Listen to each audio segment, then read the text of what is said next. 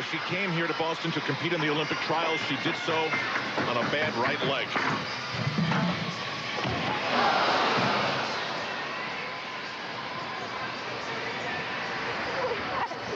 Okay. Right?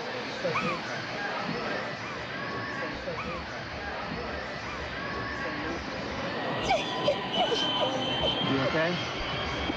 The same knee? Yes, okay. No, Debbie, we're gonna get her to the back room, okay? No. Hold on, we're just gonna get her to stand up first. Yeah. Yep. Okay. Stand up. Okay. Okay. This is gutsy stuff. Gymnast first.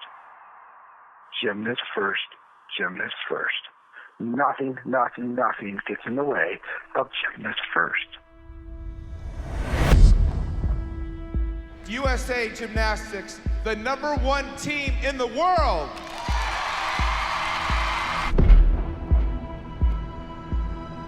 There's a whole institution of people who knew through these years. Get the gold medals ready. I don't know how anyone couldn't have known. Who goes to their doctor's basement? There's a lot on the line. Why on earth did they not report him then? You know, there are many missed opportunities. They knew they needed a better system, and they sat on their hands. This is probably the darkest stain in U.S. Olympic history. Wow. Mister, what have you done?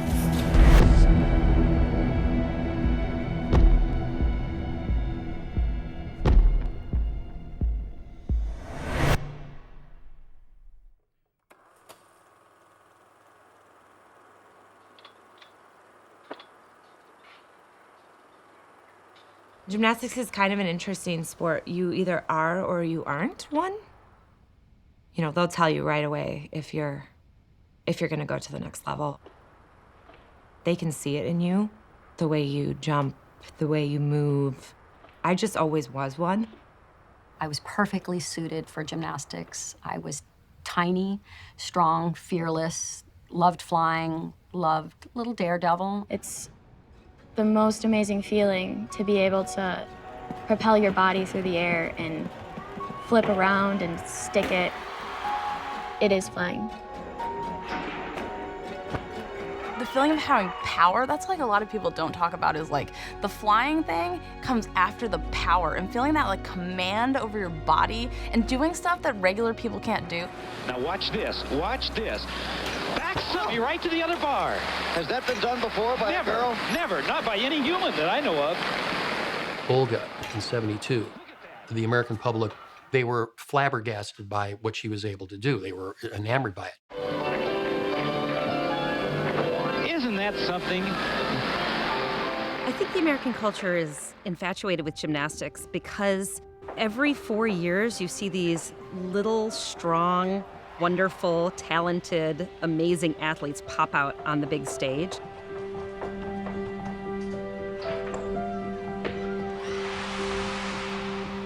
I don't think that any other Olympic sport in the summertime really gets as many viewers just because it has everything. It has the beauty, it has the power, and the music, and the drama of it. And what a champion. Absolutely superb performance. Faultless. Absolutely faultless. And 10 has gone on the board. That's perfection. And that is Olympic history for Nadia Comaneci. Wanting that Olympic dream, wanting to be the best in the world. You go and you train so hard day in and day out. No matter how bad people are treating you, you go back for more. You know, you go back for more because you want that dream. It's burning inside of you. Elite Olympic gymnasts are typically like 15, 16, 17 years old, the peak of their sport. So you have to start young to get good, to be still young and be the best. I think that a lot of people think it's easy because they're so cute and they're so bouncy and smiley, but really I don't think there's a sport that's harder in terms of the age where they expect to excel and the demands that the coaches put on them. I think it's mentally difficult and one of the most physically demanding sports. You are going to get hurt and you're not going to complain. It did not matter what happened to you, you were not to cry. There were things like when they would be racked. Racking is just like a torture to these girls. It's trying to force them down into splits. And you've got such adult pressure being put on these little girls. And they are not to cry, they are not to yell out. But yet you know they're in so much pain. But they just do it without complaint. This is the tricky part about our sport. To be great takes so much energy, focus, intense training through fatigue, sometimes injury, as long as it's not an injury that's going to be dangerous or debilitating, but sometimes everything hurts. That's the whole thing about being a great gymnast. It's almost like being a wounded animal. You don't show your weakness. You don't show that you're hurt. Same position. Gymnastics is not a sport with a lot of back and forth communication. It's a lot of learning how to be a soldier. These women have to perform so that USA Gymnastics brings in sponsorships, so that US Olympic Committee can be proud of them and trot them out every 4 years for all of us to watch, so that NBC viewers can, it's a money machine. And at the heart of it are teenage girls and their bodies. It seems like an arrangement that's bound to create abuse. The former team doctor for USA Gymnastics for 20 years is facing dozens of accusations of sexual abuse, including one from a former Olympian. One of the women has filed a criminal complaint against Nasser with Michigan police. The other has filed a lawsuit in California. Former Michigan State University and Team USA gymnastics doctor Larry Nasser has been arrested. When I first heard about Nasser, I was completely shocked, and then I totally wasn't shocked at all, because he's in exactly the position to get away with this. Like, if you were a child predator, you would become him. It's so perfect. Larry Nasser was a doctor for USA Gymnastics for more than 20 years. He'd worked with Michigan State for just as long. He was a physician at Michigan State University, and then he would be called into camps, these monthly camps for the women's national team. And then world championships, major international national team events, he'd be right there. His contract with Michigan State said you have to also do outreach in the community. So he also worked with high schools and local gyms. So literally he had his hands on hundreds of children every year for many years. When Trinae became a level 5, we were all invited to a big meeting. And in the meeting they said, 100% of your children will be injured. And then I remember being introduced to Larry as a trainer. And I thought, oh, good, there's a safety net. If they get injured, there's a trainer. I thought we were lucky to have Larry. He was seen as like the guardian angel of the gymnasts. He was all about, protecting the athletes, and that's not something we often hear in the elite space. Not just physically, but mentally, you have to protect your athletes. You have to let them know that we care. You have to not let them know, but let them feel it. Let them understand it. Let them breathe it. It's there. It's not just a pat on the back. You know what I mean? It has to be sincere that we care. Larry Nasser was the good guy in this whole web of people you have to deal with gymnastics. How could a gymnast not say, wow, this guy's so nice to me. Like, everybody else is so mean. They want me to do an extra routine, or my leg hurts and they want me to keep running or something. He was brilliant at fooling these girls into trusting him. And I don't know how he got the Carolis to turn their backs, or maybe he did it behind their back. I'm not sure how much the Carolis knew. I don't know for sure if they knew about him. Did they know that he was alone with gymnasts? Yes. Should they have known that was against a policy, that there were policies and procedures in place and he was violating them? Yes. Did they care? No. That gold medal gymnastics coach, Bela Karolyi, has yet another winner on his hands. Bela Karolyi is the gymnastics coach who brought Nadia Comaneci and Mary Lou Retton to Olympic fame. I'm not concerning about anything else than to be the winner, to win. And I love to win. That's the truth.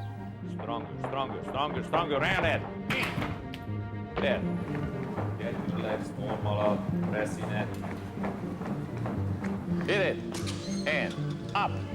That's not good. You're not doing the right thing.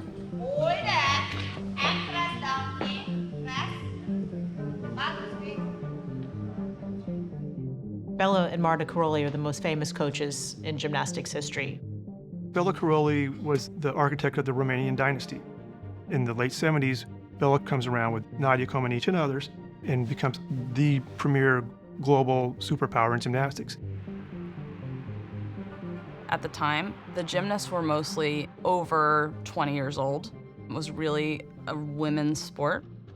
Bela and Marta changed the concept of gymnastics to train very young children, very intensive training from 6 years old. He had this philosophy, do enough repetition and you stay prepubescent and you don't gain weight, you're gonna get those girls to hit.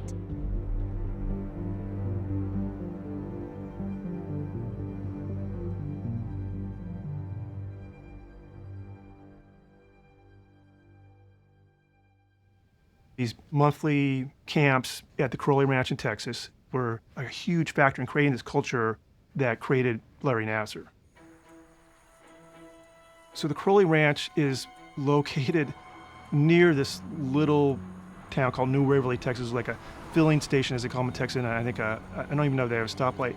You get off the freeway, and then you're actually in the Sam Houston National Forest, and you're going down this red dirt road deeper and deeper into this forest. It's like straight out of a movie, and you finally come upon this compound of a gym and a house and like a dorm, and there's snakes everywhere and bugs, and it's hotter than hell, and it's just this Texan nightmare.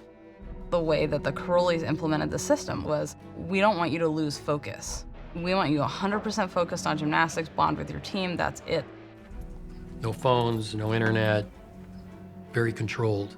They had things that were written to the athletes that said, while you were at the ranch, you could not go to your personal coach or your parents. Now, is that a little bit weird? You say to somebody, you can't go to your parents? One of the main themes about the Karolyi philosophy is athletic Darwinism. There are so many kids out there. The U.S. is so deep now that if you can't hold up physically or if you can't handle it mentally, well, there's somebody dying to get in here who will pay the price. So they knew they could push these kids hard, hard, hard. This kind of like brutal, do a lot of numbers, as many numbers as possible till you do it. Doesn't matter if you're falling flat on your back 5, 10, 15, 20 times. Doesn't matter if you're injured.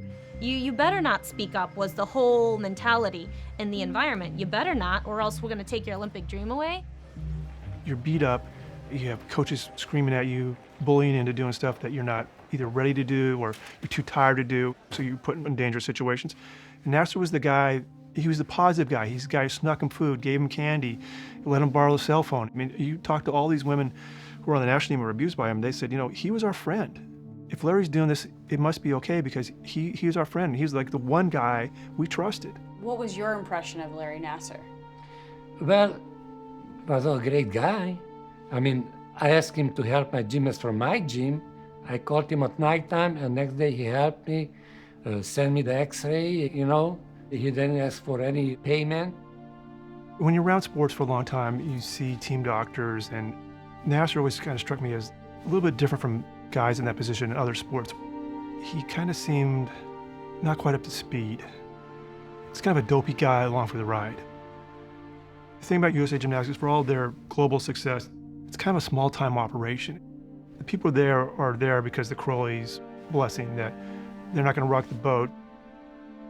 Marta liked that Nassar would toe the company line. He would tell them exactly what they wanted to hear.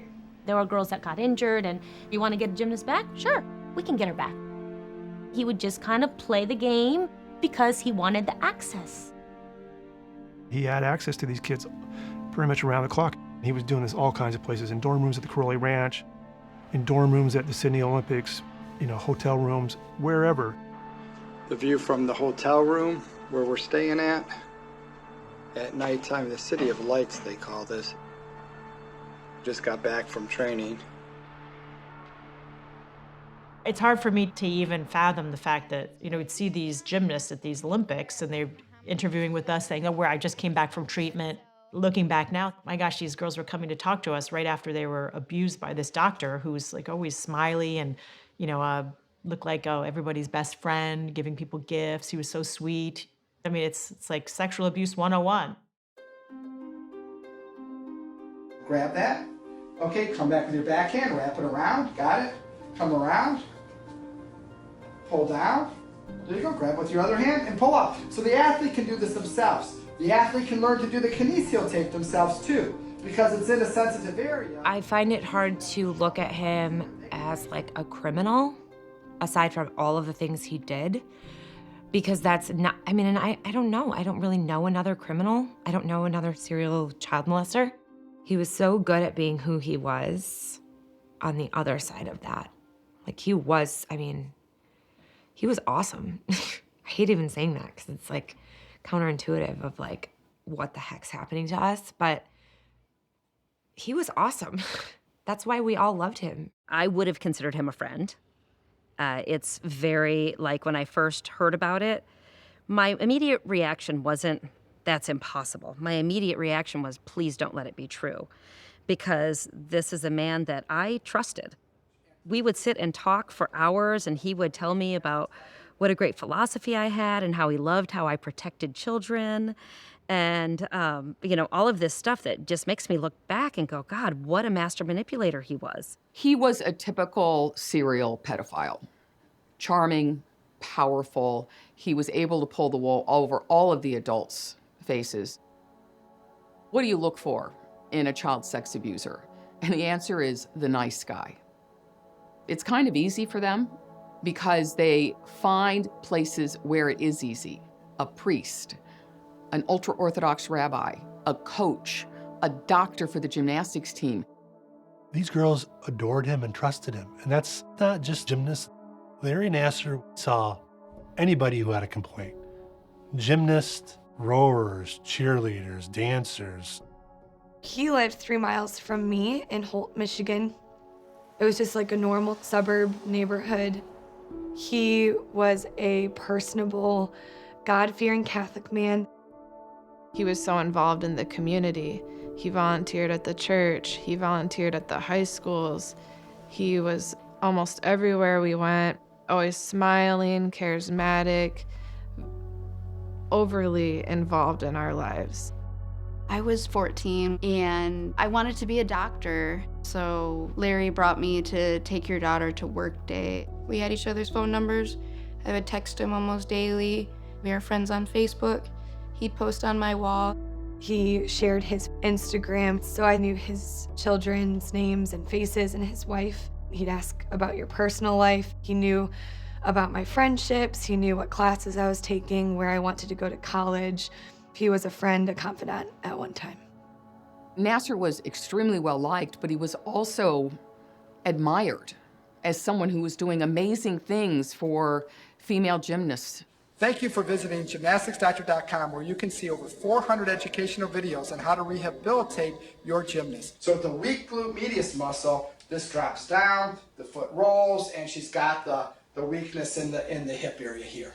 Come off your toes and come back. All in one motion. Toes, arms, go. Every appointment, he would have his hands all over me, adjusting me, massaging my back. And what some people might not understand, that this is a really big part of gymnastics that he took advantage of, that we're used to having adults spotting us, helping us stretch. We're used to having adults touch us. But Larry took it a step further. He explained to my mom, I'm going to put my hands near a very private place on your daughter. He didn't ask, he just said that that's what he was going to do. Larry Nassar pretty much had a primary method. You would come to him and, I have a backache. I have a hip problem. He would stick his ungloved, unlubricated hand in your vaginal cavity and do what he called a vaginal adjustment. And it was like this catch-all treatment, you know, stuff that was nowhere near your pelvic area. This was like, this will make it better. He told me that I would probably be uncomfortable and kind of explained that in the vagina there's a trigger point or pressure point that would release to help him work on my ankle to be less painful. In my case, I wasn't given a heads up or any kind of explanation about the procedure. I think he just said, tell me if this hurts. Like, which it did, but everything that he was doing hurt. He was doing like pressure points and manipulations and like pushing on my muscles with his elbows. I was pretty used to just like buckling down and taking whatever pain. You're always told by coaches, teachers, no pain, no gain. So when something's painful, you're thinking this is helping me and I'm getting better because of it. I remember being like, can I survive this for another 2 minutes? Watching the clock on my phone, waiting for 5 minutes to go past, 10 minutes to go past, up to 45 minutes or an hour. So his appointments would be 2 hours long. My analysis is an hour was medical, professional, and then the second half was sexual. Trying to remember back, you know, to these treatments and thinking back, and I'm like, how the heck didn't any, like, how did he do that? And then I'm like, I don't think there was a silent moment. I mean, I don't think he ever stopped talking. What's happening today? How's, you know, your family? Oh, Dawn, how's things going with the kids? Mother of 3 daughters. My goal was to keep them safe. And then I became an accomplice in such a crazy world. I mean, he would talk to the parents while he was doing this. And so it was confusing. The first time specifically, well, my dad was in the room and I just, like first I was like, what? Like, is this normal? Like, what is going on? And then a little bit of thinking about it, I was like, okay, well, my dad's on the other side of the room, so maybe it's normal. And then I'm like, but does he know what's happening? I don't know if he does. Well, how do I ask about this? I can't ask about this. And then you think, well, he's a doctor. I didn't think that had happened to her because I had no idea. Like, I was there.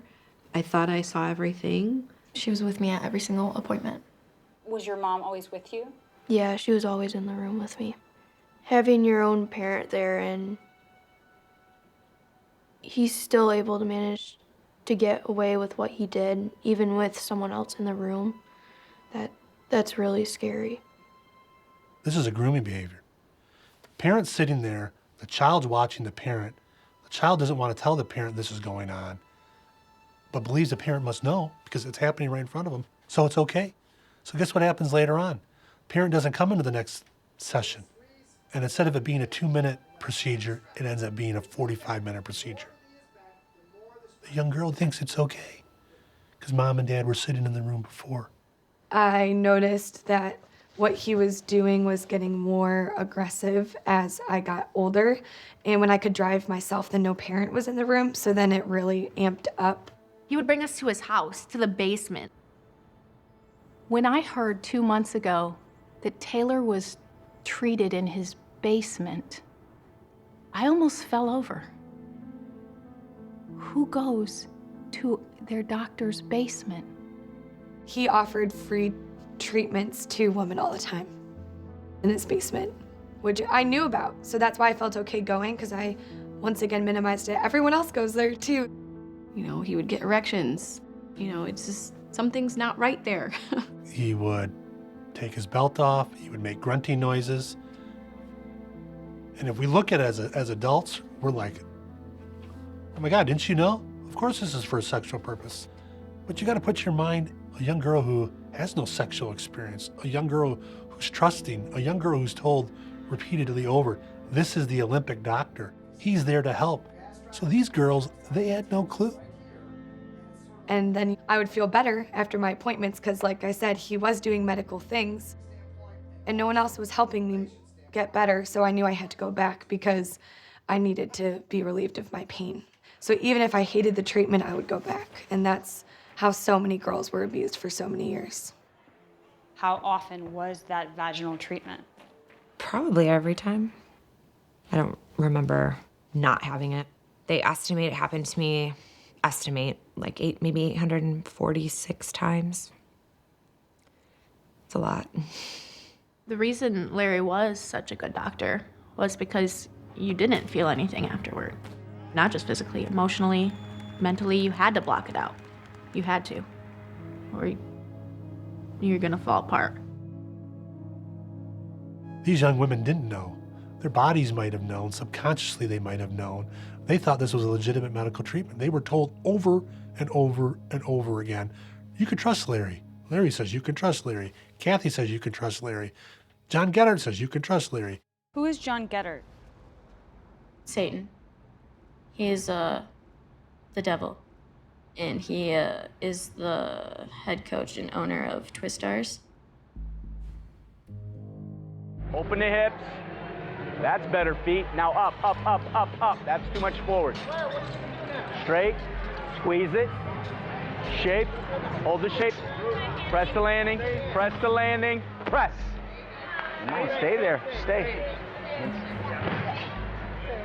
John Geddard, former 2012 Olympic team coach.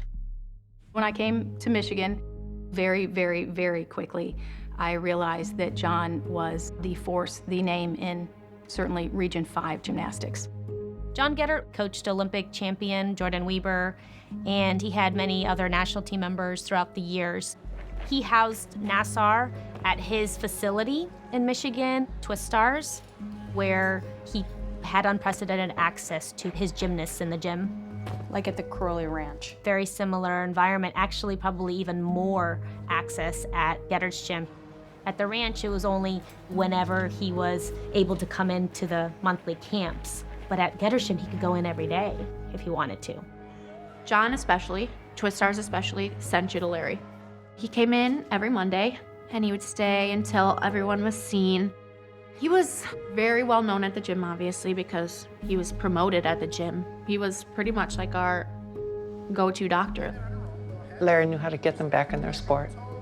He knew how to pick them up psychologically, because the last thing you want to be if you are an athlete is injured, especially in John Geddard's gym. John Geddard, super intimidating man, super intimidating. Walks it, owns it, talks it. How would I describe myself as a coach? Well, I know how others describe me, but I think they get the wrong impression. I'm pretty intense, very caring about my athletes. I'm not a warm and fuzzy, blow smoke when it's not needed. I'll give kids their due when they deserve it, but I'm not going to unnecessarily tell them how wonderful they are if they're not being wonderful. He would use more of a tactic like beating you down. So he would belittle you, he would insult you, call you names, and you would feel like you weren't good enough. It was your fault, you were doing things wrong. At gymnastics meets, if a girl fell, I would see him turn his back on her and he wouldn't watch her compete. Or he would throw a water bottle at somebody because they made a mistake on the bars. And so you would keep trying harder and harder to get his approval. You always wanted John's approval, and when he gave it to you, it was something special.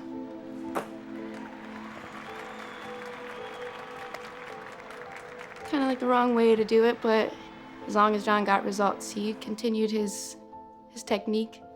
Just break every single girl down until they thought they were nothing. And then after practice, you'd go and see Larry. He'd be there for you, be that person that you know was gonna understand you. And for me, he was kind of like a friend that I could go to. Larry was good and John was bad. I mean, you knew that they were good friends, but it's weird because they're so different. Larry's super dorky and John was super ego, but it was almost like the weird perfect fit. I think that if we were injured, John sent us to Larry because he would give the shortest amount of time that could be necessary to come back from our injury.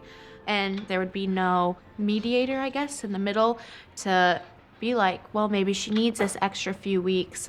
If Larry thought you were okay, then you must not be hurting anymore, you're okay. That sounds dangerous. Yeah, I would say so. I started having some shin pain in my leg, and then it started getting worse a couple weeks later. And so then I finally said something to John, and he said, we'll go see Larry. So I saw Larry. He poked and prodded at it, and he says, I don't think anything's seriously wrong with it. Like, I'll tape it up a little bit, but you're okay to continue practicing. I kept practicing for weeks later. The pain got worse. It felt like I was stabbing it every time I tumbled. And it got to the point where I was seeing Larry every day at practice, and then after practice I would go to his house and be in his basement at his house. How often did he do the treatment? Every time. I felt violated, but he's a doctor, it's gotta be for some reason. So I just never said anything, and I just kind of accepted it. You would think that if your leg wasn't getting better, you might want to get x-rays on it, but that didn't happen. Doing all gymnastic stuff on it, it was excruciating. But a prestigious Olympic doctor is telling you nothing's wrong, so you kind of think you're crazy. I mean, it makes you wonder what really is pain. And the practice before we left for nationals, I was struggling so hard. And so finally I was like, John, like, I'm trying my hardest, but my leg hurts so bad I can't make this. And he told me to get my stuff out of the fucking locker room and get out of the fucking gym. He means forever. So I go to the ER, I get x-rays, and it's broken, like splintered. It looks like a nail was hammering down on my leg, and it just kept splintering off pieces because I just kept tumbling on it.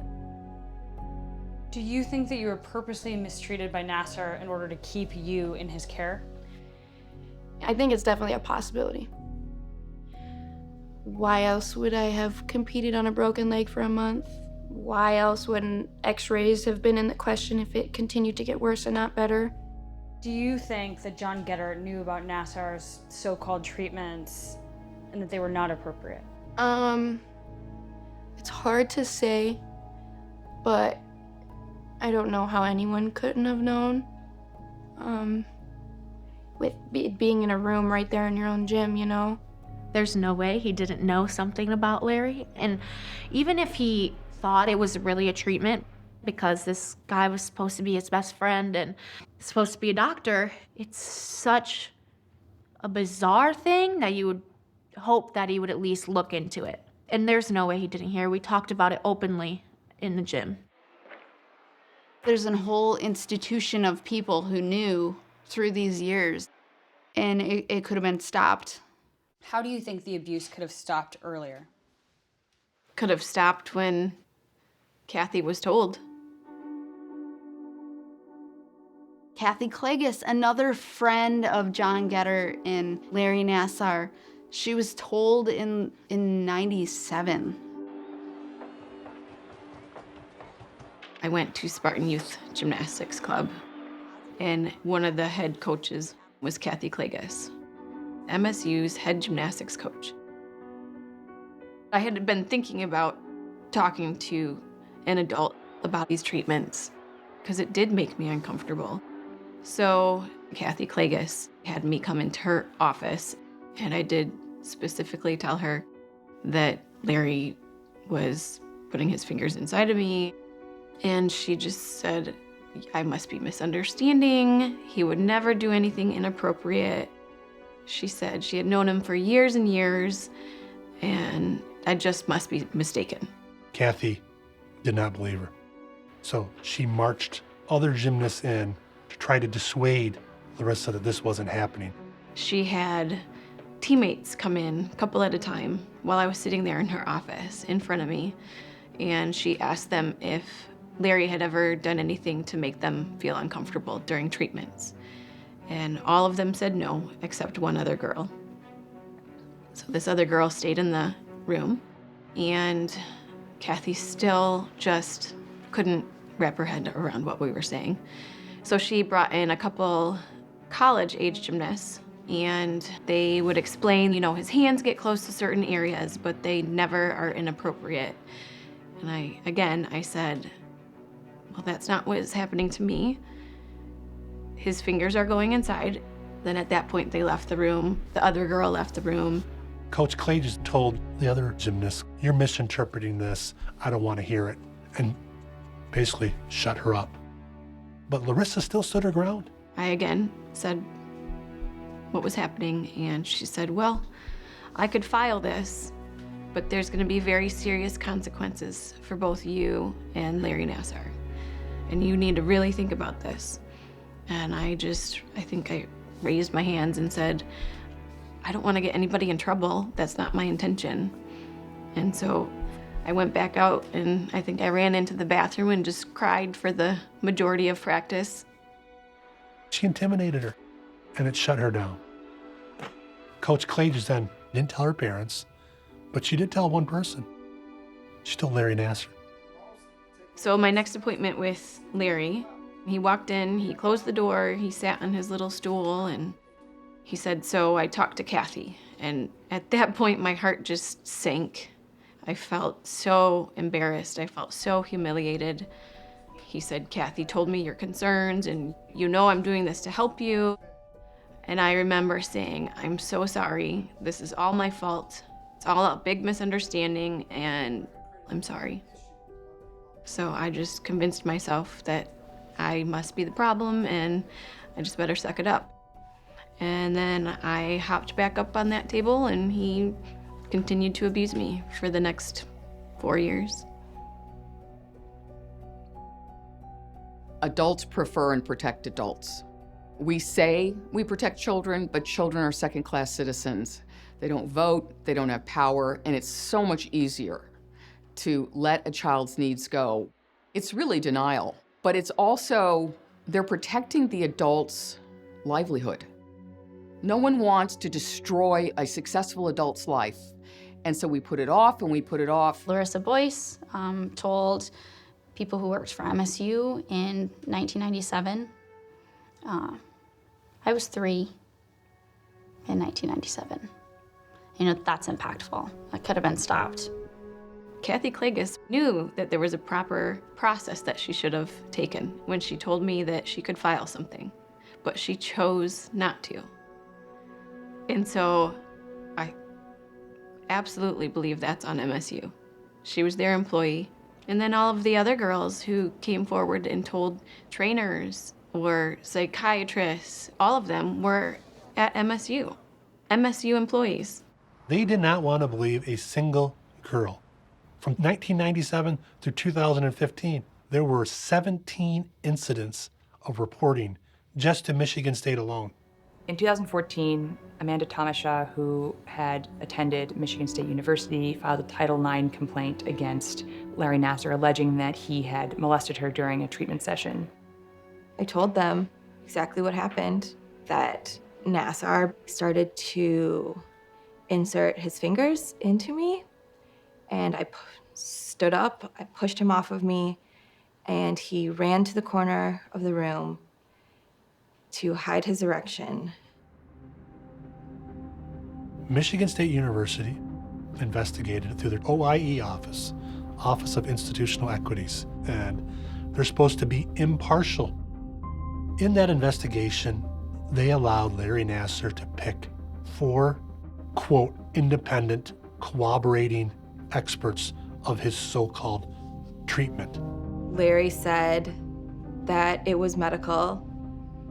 I said that it was sexual assault, and so they asked some of his friends what they thought. 3 of the 4 were his students or colleagues. 1 was a trainer. He knew all of them. He handpicked all of them with the knowledge of his supervisor, Dean Strample. And what the report finally said was that the young lady misunderstood the nuances, and as a result, they found no violation. They left the erection out of the report. They also left out the fact that I pushed him off of me. I was 24. I knew what was and was not appropriate. They gaslighted me. So, this is the surprising thing. 2 reports were generated. There was a report generated issued to Amanda Tomasha. And in that report, they say They find no violation of the sexual harassment policies. The report ends on page 22. Lo and behold, here we are in civil litigation. You know what we find? There's a page 23. Page 23 goes into all the problems that potentially are there. It is opening the university up to liability, that they better have a chaperone in place, he better wear gloves, he better have informed consent. And they never turn that report out to anybody. That report's internally kept between Larry, Strample, and the OIE office. The 3 years surrounding my investigation, my Title IX was the only Title IX that produced 2 separate conclusions. So Larry Nassar was put on leave 90 days. That's how long the OIE investigation was. But in the end, Dean Strample put in an email, glad to have you back. Please, Larry, just follow these restrictions. Dean Strample put restrictions on Larry Nassar. Simple rules like explain the procedure, wear gloves, have somebody else present in the room. But Dean Strample, he never followed up. We've spoken to support personnel of the clinical center who were there after 2014, who were never informed of these procedures that Dean Strample was supposed to inform everybody. And at the same time, we have a criminal investigation going on by the Ingham County Prosecutor's Office. The patient was concerned that I was inappropriately touching her and didn't understand why. You know, Okay. He was, touching me in my private areas, and she didn't understand why. And those are two things that confuse me because I do this on a regular basis. This is a treatment that I lecture on. I lecture on not only here at Michigan State to the fellows and residents and medical students, but to national organizations. Shouldn't a prosecuting attorney office bring in outside experts? You know whose experts they used? Michigan State University's experts that Larry Nassar handpicked. They believed the status of Larry Nassar. And once again, they also found that there was no sexual assault. And they sent one of the detectives over there to tell Larry, make sure in the future you have somebody in the room and you wear gloves and you explain what's going on. So 2014, you have all these restrictions were put in place. The assault should have stopped. They didn't. I was a patient of his before, during, and after that Title IX investigation, where protocol was put into place that I wasn't made aware of and then not followed. Nothing changed. What happened during the visits was exactly the same from when she started seeing him in 2012, 2013, 2014, 2015. When did the incidents happen with Larry Nassar? In 2014. They didn't have him follow the guidelines, and they didn't really put a stop to it until so many people came forward. Out of 90 of our survivors that we represent, 28 of them were assaulted during or after 2014 Title IX investigation of Amanda Thomas. But this is not just Michigan State University. It goes to organizations that span this country. USOC, USAG. Do we know when USAG knew about Larry Nassar's predilections? Well, we know for a fact it was 2015. Spring 2015, Maggie Nichols, a gymnast on the U.S. national team, was at the Caroli Ranch for one of the monthly training camps. And she was with Allie Raceman. And Maggie said out loud, "What's with this technique he does? Like, why does he put his finger inside of me? I'm not sure it's helping." And Maggie Nichols' coach happened to be within earshot and was alarmed by this. There was a report made to USA Gymnastics. Steve Penny sat on it for a few weeks. USA Gymnastics former president, Steve Penny, was notified that a gymnast was assaulted at the national team camp. Why on earth did they not report him then? Maggie Nichols' mother was told by Steve Penny, "Don't do anything, don't report it. We're gonna handle this internally. We don't know yet if we need to report this." They waited for 5 weeks before they went to the FBI. 5 weeks. When you have gymnasts telling you that Larry's doing these manipulations every day, sometimes twice a day, 5 weeks is a long time to be sitting on the knowledge that Larry Nassar is a sexual predator. They waited 5 weeks because they did their own internal investigation as to whether or not this was sexual abuse or not. After an internal investigator told Steve Penny, you really have a problem here, you have to go to the FBI. Steve Penny called Scott Blackman, the chief executive of the U.S. Olympic Committee. The Olympic Committee legally is responsible for the safety of the athletes at the Olympics. And Steve Penny said to Scott Blackman something to the effect of, we have a member of our medical staff who's been accused of improper contact. I'm going to report it to the FBI. Scott Blackman has said to us that he told Steve Penny, definitely report this, and Is that enough? Steve Penny did.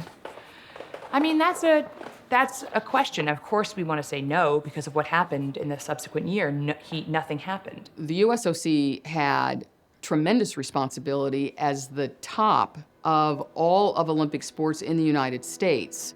And the USOC has had inadequate child protection policies for years. There's been a problem in gymnastics with sexual abuse and with physical abuse for decades.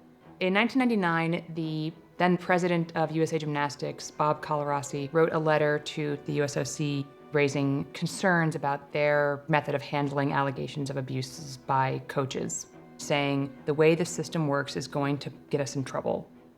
Scott Blackman was on that letter. They knew it, they knew they needed a better system, and they sat on their hands. Nassar, he actually was allowed to resign from USA Gymnastics and said he's taking his leave of absence and thanked them and left on his own terms. But Nassar is back in Michigan still treating patients. He continued to do that for more than a year after that in Michigan. Wouldn't USA Gymnastics tell Michigan State University that there's an investigation on? They didn't tell them. You know, there are many missed opportunities for people to be informed about this. And what nobody knew at USA Gymnastics was that the FBI never even opened an investigation. I mean, it went to the FBI in Indianapolis. The FBI in Indianapolis said, we're gonna kick this over to the Detroit office. And then it died there.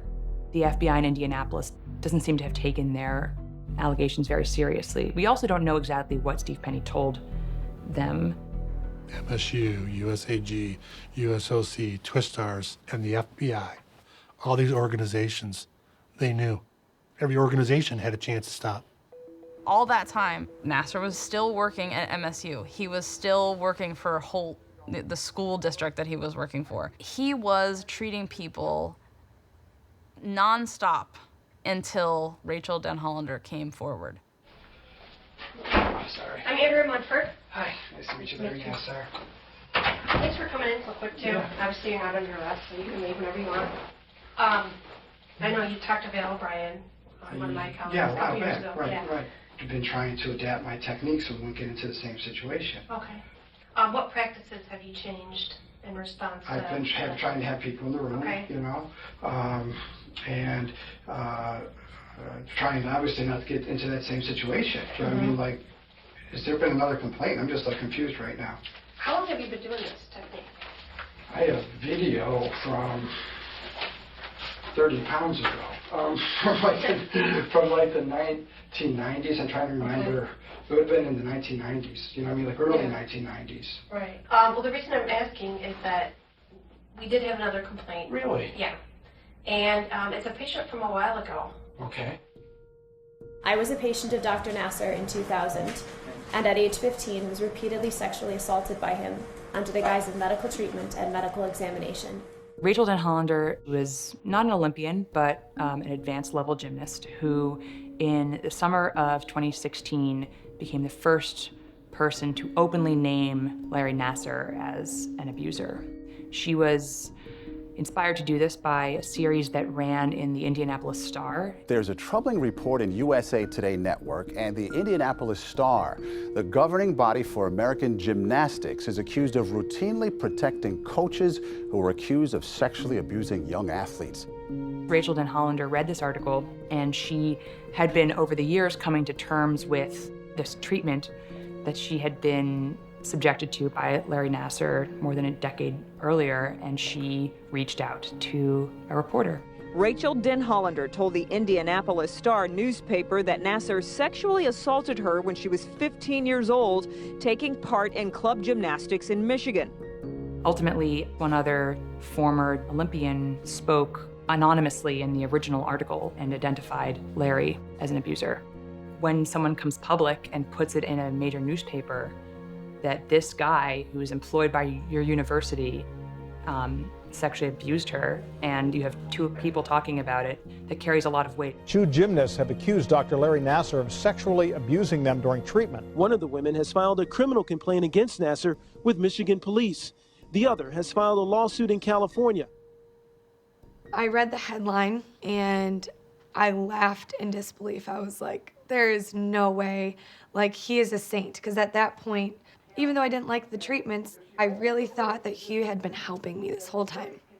I actually defended him at first because I knew that, well, I was told that this was a valid medical procedure. And I was brainwashed and conditioned into believing that for the past 20 years. And I think in order to just survive through it. And so I defended him. Trinae came home and we both just said, this cannot be. She's like, there's no way, it's Larry. It's Larry. If you know Larry, there's no way it can be Larry. And it actually made me mad. I was like, how dare you accuse such a kind person of doing such an extremely awful thing? And I didn't read the article because I was in a dance rehearsal at college. But then when I was by myself after that rehearsal, I started reading through the article, and Rachel Denhollander had it to a T. She described my whole experience, weird commentary, no gloves, internal techniques, followed by his response that he never went internal, ever. He would never do that. And I was like, his story is very different than my personal experience. I was so embarrassed when it first started coming out. I didn't want to say anything. I was like, how did I let this happen? How did I not know? The thing is, like, my whole life, like, I've trained to be smart as I can, as strong as I can, and as fearless as I can. And, like, in moments like that, where those things happen, I was none of those things. And to me, that was, like, soul-crushing. Over that night, the gears started shifting in my head, realizing all this time for 7 years of my life that I thought it was medical and helping me, and I literally walked around praising his name, referring people to him. Now I've been referring people to a monster. I started to have a heavy guilt about other people that had come to me when I was younger and saying, you know, I'm confused. Something happened to me, but, you know, do you know anything about this? And I'm like, oh yeah, it happens to me all the time. He does it to me all the time. You're good. You don't have to worry. It's not weird. You're not the only one. He does it to me all the time. So you're good. And then thinking, like, oh my God, like, did I just silence these people? Like, did I stop them from stopping him? I did. That's because you didn't know what it was. But I still did. I called Indy Star and reported my story. And so obviously they knew Rachel well, and I got to talk with Rachel that first day that I found out. And she really spurred me on to keep going to the next steps. Things developed pretty quickly. Rachel Denhollander filed her complaint at the end of August, and by the end of September, Larry Nasser had been fired from Michigan State. Michigan State University police say about 50 women have now come forward accusing the former MSU associate professor of criminal sexual conduct. Michigan State University Chief of Police Jim Dunlap and I are announcing today criminal charges. In November, he was charged by the Attorney General in Michigan on state sex abuse charges related to one victim who was not a gymnast he treated.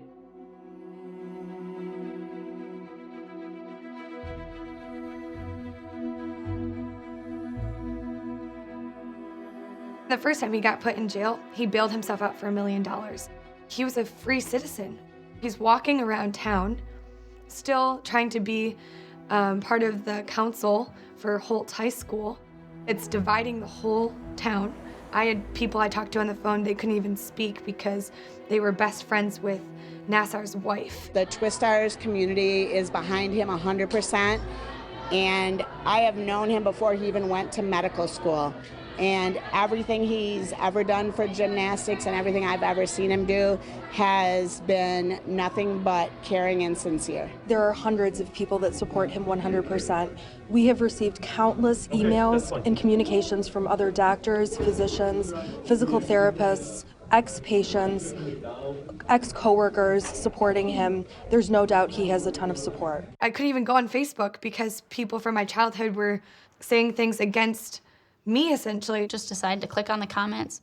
Oh, they're lying, or they're just in it for the money, or oh, they should have known that happened. There's all these weird emotions, you know, at the beginning of September 2016 until the porn stuff came out, and then everyone's silenced. An FBI agent saying they found at least 37,000 images and videos of child pornography on hard drives belonging to Dr. Larry Nassar.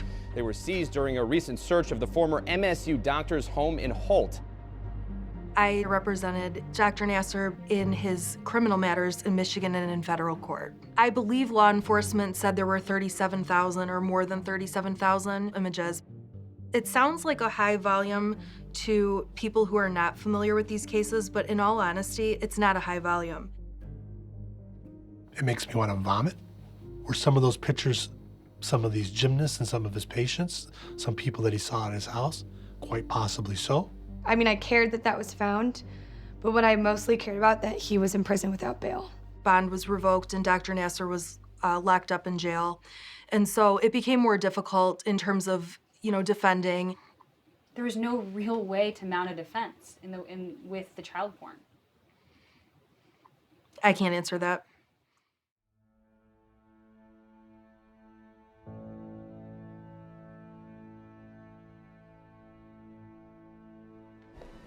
There was no more reasonable doubt about this anymore.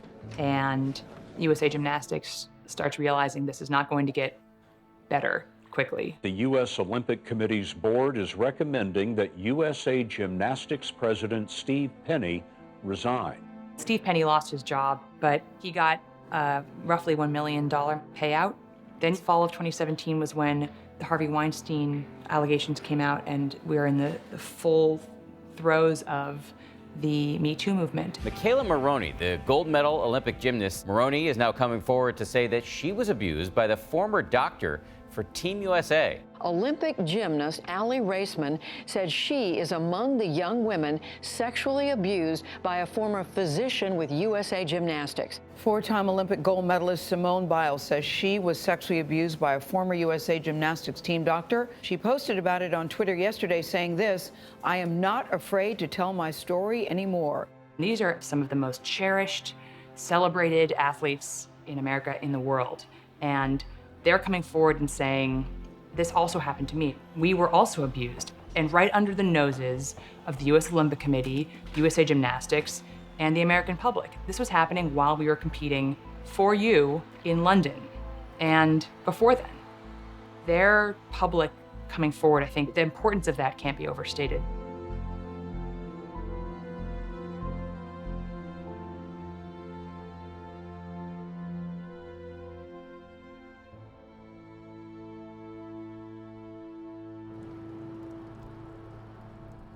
All right.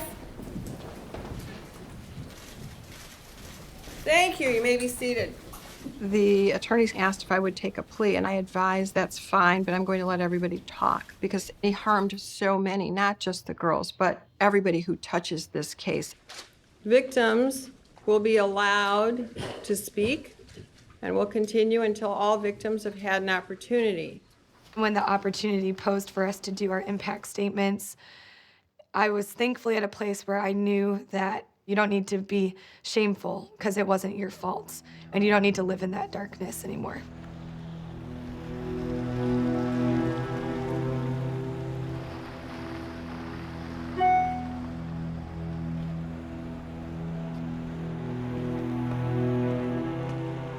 You know, the day of court, my alarm went off, and I have never been in such a panic. Like, I felt like I was falling off a cliff when I woke up.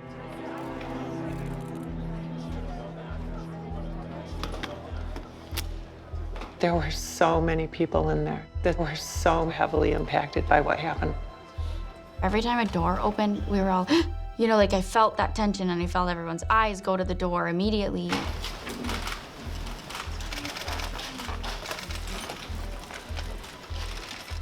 The first victim will be publicly identified, Ms. Kyle Stevens. Good morning. Up until this point, I've been known as victim ZA, or family friend. I was the first to testify in this case, and wary of the attention that could come with that, I asked for complete anonymity. I'm addressing you publicly today as a final step and statement to myself that I have nothing to be ashamed of. My parents had become close friends with Larry and his wife, Stephanie. It was during this time, I estimate I was approximately 6 years old, that Larry Nassar began to sexually abuse me. He first exposed his penis to me in a dark boiler room in the basement of his home. He told me, if you ever want to see it, all you have to do is ask. Let me remind you of the interests of a 6-year-old girl.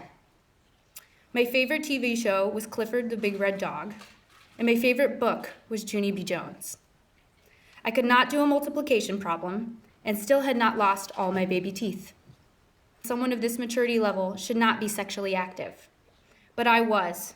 Without my knowledge or consent, I had engaged in my first sexual experience by kindergarten and had progressed from exposure to masturbating in front of me while playing hide and go seek, rubbing his bare penis on my bare feet, and penetrating my vagina with his fingers.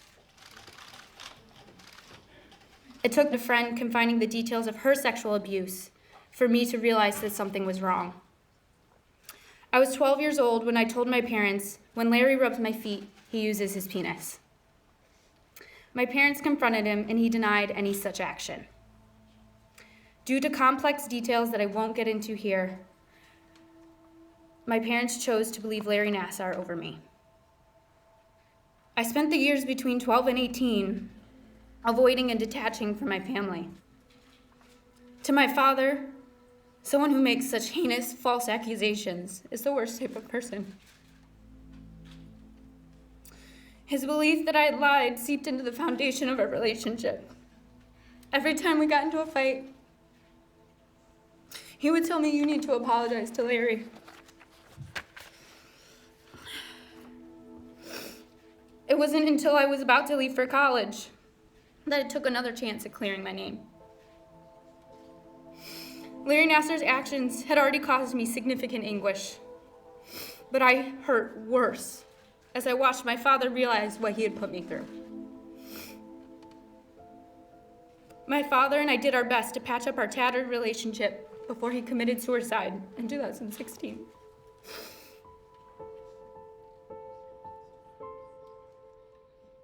It was very painful. You could see it in their face. People were shaking, crying, just at the sight of Nassar. I thought that training for the Olympics would be the hardest thing that I would ever have to do.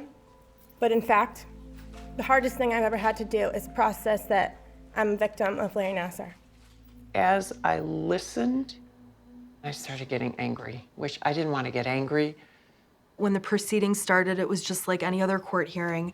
And really what happened is every day there were more and more girls coming forward. The next survivor you will hear from is Amanda Thomashow, Lindsay Lemke, Jessica Smith, and she has agreed to be publicly identified. Normally, there are not people applauding, people booing the defense lawyers. My office and my family were getting death threats. My co-counsel was getting death threats on his children. At times, I was very fearful of just the vulnerability coming out into fighting. It felt like you were really a part of a mob, and it was just adding like a constant fuel to a fire. It's almost like that kind of an explosion was inevitable. Gymnastics doctor who is admitted to sexually assaulting young girls, claiming it was medical treatment, back in court today. Judge, I would ask you to, as part of this sentencing, to grant me 5 minutes in a locked room with this demon. Would you do that? Yes or no? No, sir. Would you give me 1 minute?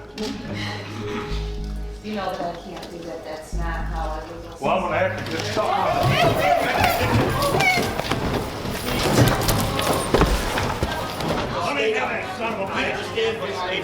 Give me 1 minute with that bastard. 1 minute. Relax. Take it easy, buddy. Just relax. 1, 2, 3, go. What if this happened to you guys? Take it easy.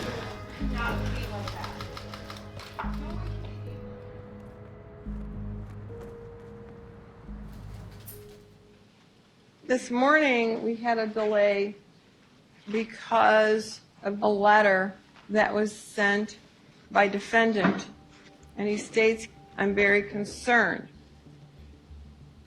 about my ability to be able to face witnesses this next 4 days mentally." The letter he wrote me was all about him wanting to be in control. Sir, there's a few sentences in here that concern me. Your letter states, now Aquilina is having a 4-day sentencing media circus. She wants me to sit in the witness box next to her for all 4 days, so the media cameras will be directed toward her.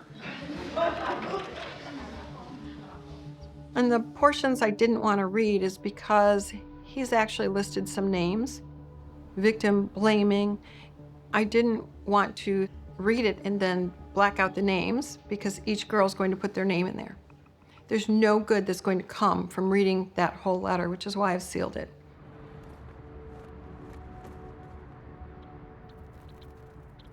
What was it like for you to consider if you wanted to read a statement in court?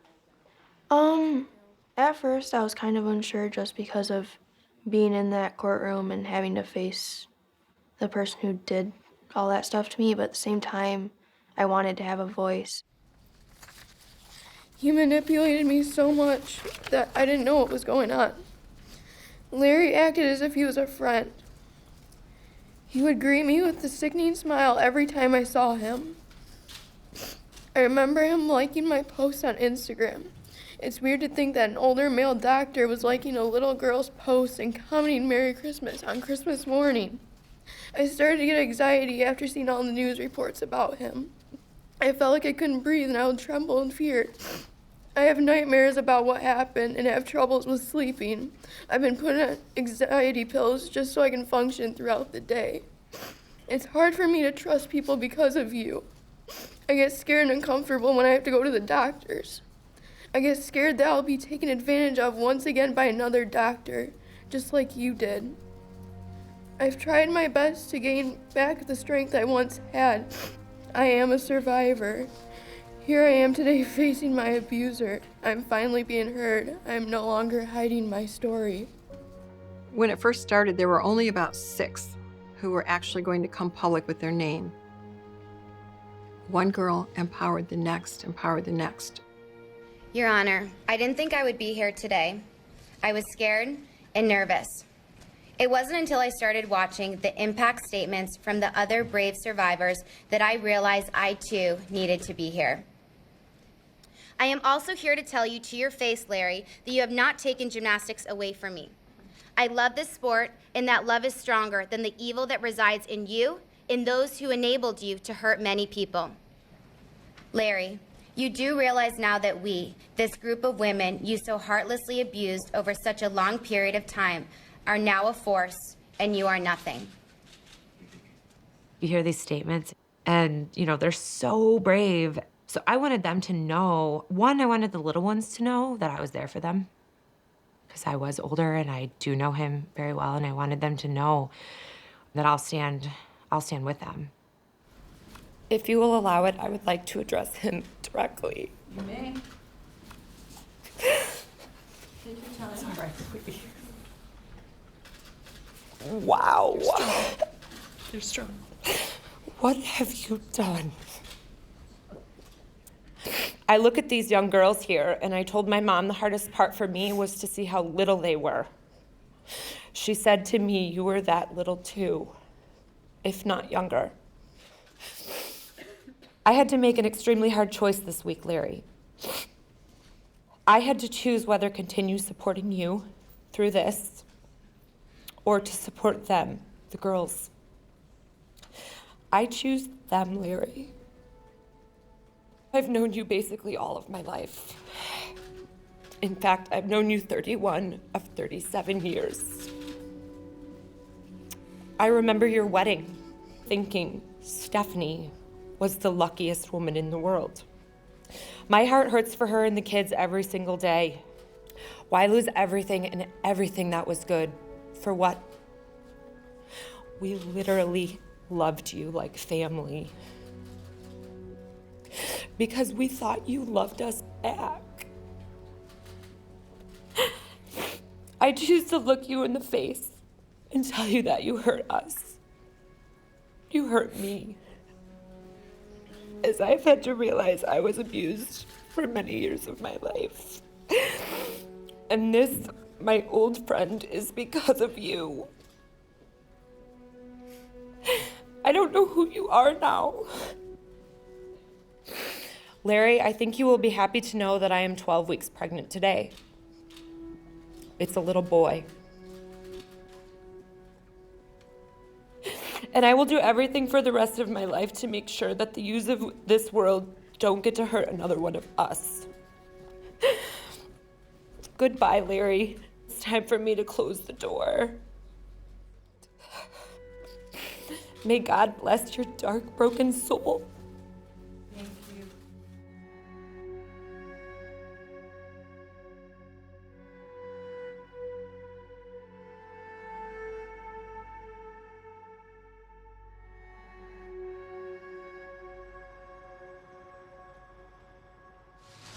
Dinner, we are on our final victim impact statement.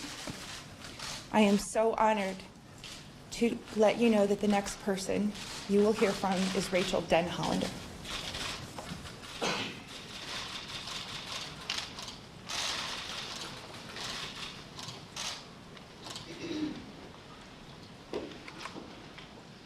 How much is a little girl worth? At 15, I believed that the adults at MSU surrounding Larry would do the right thing, and I was terribly wrong. You play word games, saying you didn't know because no one believed, because these teenagers didn't report it to the right official. And so I am asking point blank, when Kathy Kalages humiliated Larissa Boyce and waved the report form in front of her, telling her there would be consequences if she reported, is this the right way or the wrong way?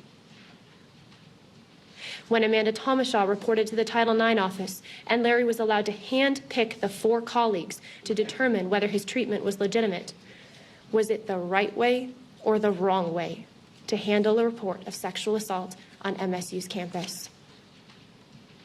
No one wanted to listen. I ask that you hand on a sentence that tells us that what was done to us matters. Larry said in court that he hoped education and learning would happen. This is what we need to learn. Look around the courtroom. Remember what you have witnessed these past 7 days. And let it be a warning to us all.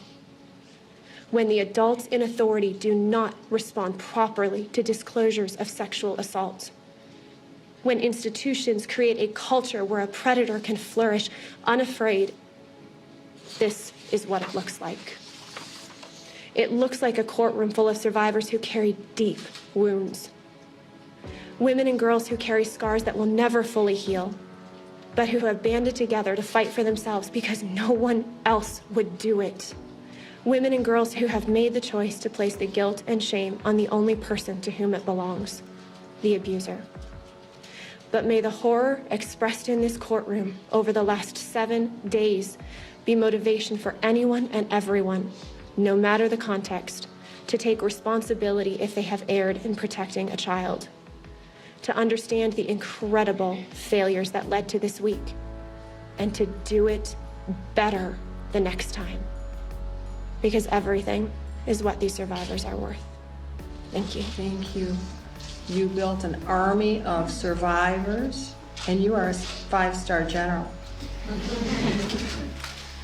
You made all of this happen. You made all of these voices matter. Thank you. Thank you.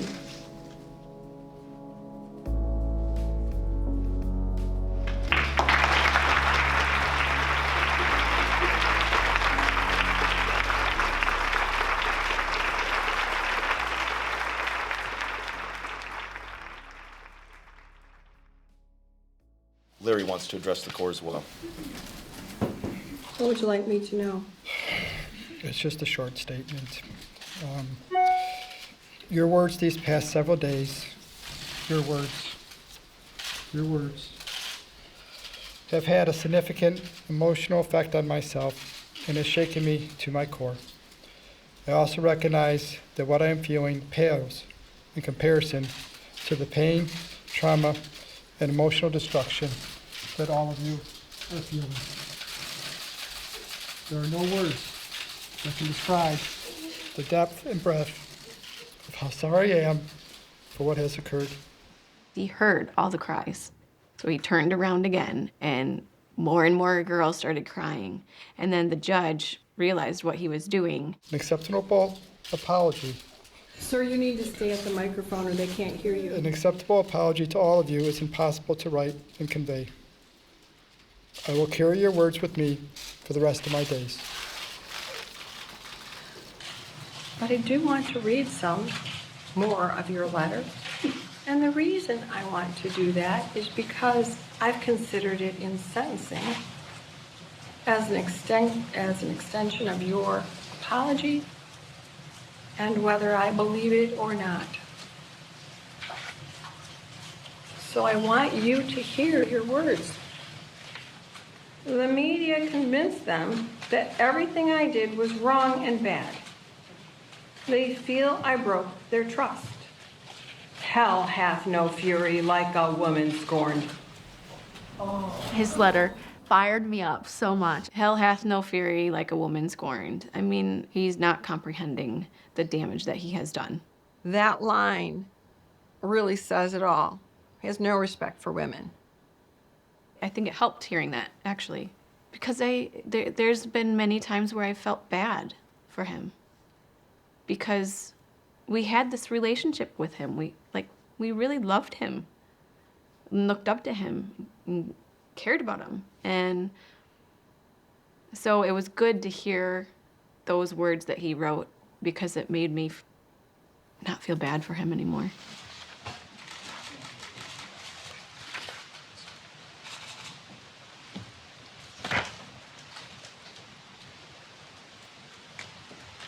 Would you like to withdraw your plea? No, Your Honor. Because you are guilty, aren't you?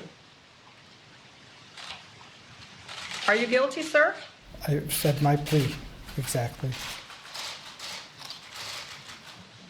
It is my privilege to sentence you to 40 years, the tail end, because I need to send a message to the parole board. Sir, I'm giving you 175 years. I've just signed your death warrant. If I thought he was worthy of being rehabilitated, I would have sentenced him to the 25 years. Based on his comments to the girls, he was not remorseful. He is a true predator. That's all for the record. All right.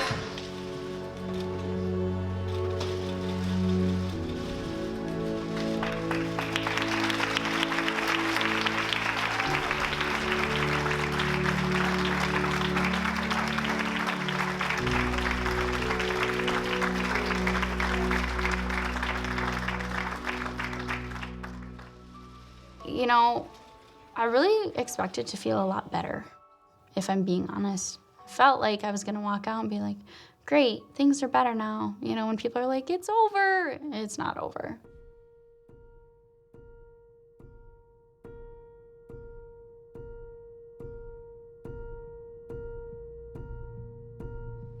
While it was very empowering to watch these women, they're taking back their voice, but they shouldn't have ever had to use it to say, me too.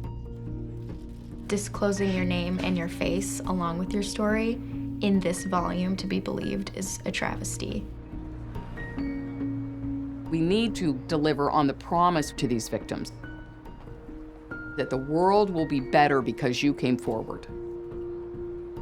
The Me Too movement will be a success if it turns into social and legal change. Is there any truth that there's money been put aside for counseling for these girls? Yes. Have any of the girls been contacted yet? They were supposed to be. What about for those of us who have already had counseling, but this is now a year and a half later that you're doing this? The counseling fund, if you read the material that was released publicly. I would like to hear from you. Okay, includes past expenses.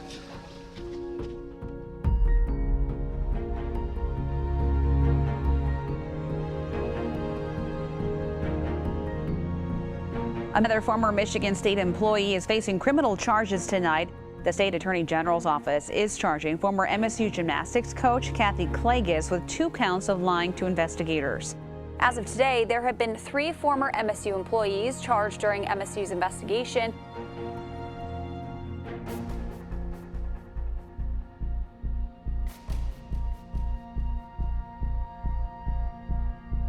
Young gymnasts who say they were victimized by Larry Nassar are now advocating for changes to Michigan laws to make it easier to hold abuse enablers accountable.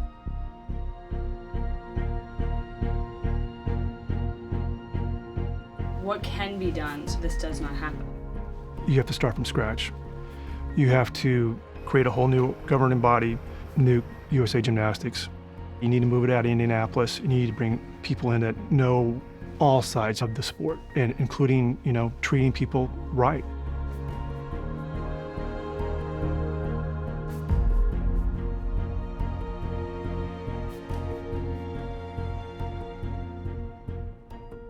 There is a sense that slowly but surely progress is being made, and people in positions of authority are having to answer for what happened. More fallout from the Larry Nassar scandal. USA Gymnastics has suspended the owner of Twist Stars, John Geddard.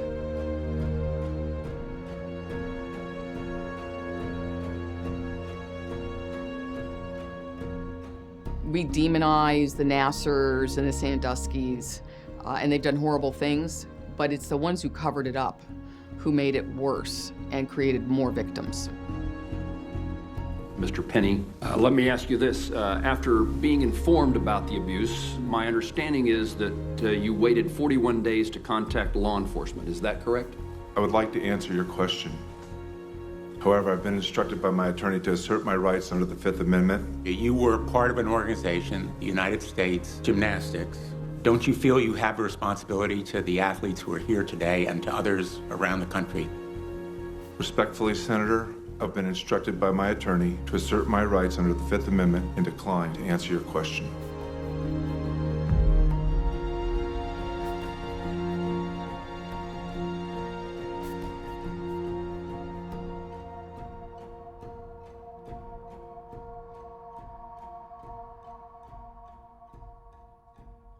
What we really have to do is we have to start listening to our kids. If a child says to you they don't like how someone touched them, you don't say, but that's one of the nicest people I ever met. You sit down and you say, why? What was wrong? Would you let your daughter do gymnastics? I have mixed emotions. I feel hopeful that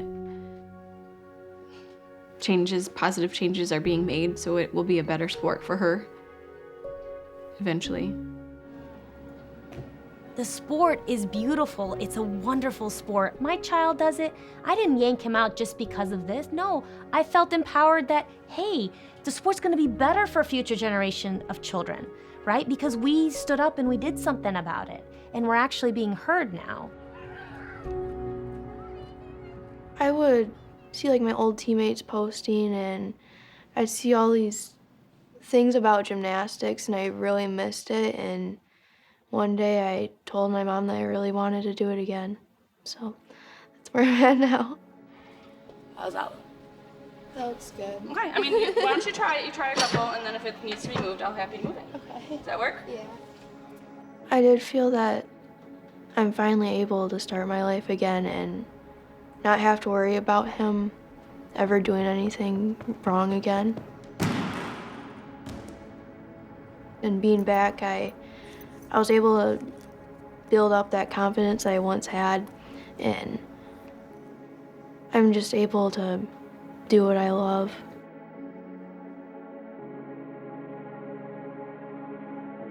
I'm winning the war now. I'm winning it all now. Watch tears while they fall down.